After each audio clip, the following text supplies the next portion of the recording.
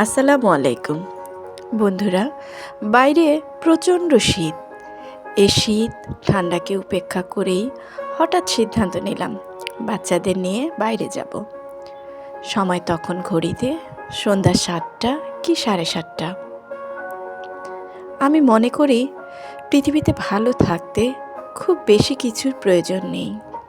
মহান আল্লাহর উপর বিশ্বাস, নিজের উপর আস্থা, অল্প কিছু আপন মানুষজন যাদের আপনি চোখ বন্ধ করে বিশ্বাস করতে পারবেন, যাদের কাছে প্রাণ খুলে কথা বলতে পারবেন, আর অল্পতেই সুখী হবার মানসিকতা।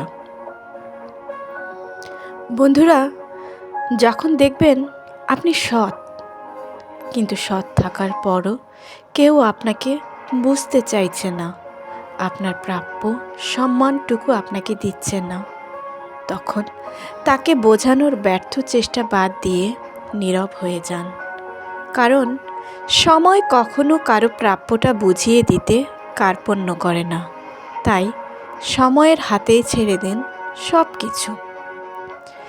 জীবনে সেই সময়টা খুব কঠিন, যে সময়ে মানুষকে চোখের পানি ফেলতে হয়, কিন্তু ওই সময়টা তার চেয়েও অনেক বেশি কঠিন, যে সময়ে চোখের পানি লুকিয়ে হাসতে হয়। জীবনে দুঃখ হতাশা থাকবেই, তাই বলে জীবনটাকে হতাশার মধ্যে ডুবিয়ে না রেখে সময় থাকতে ঘুরে দাঁড়ানোর চেষ্টা করা উচিত। কারণ চেষ্টাই সফলতার চাবিকাঠি।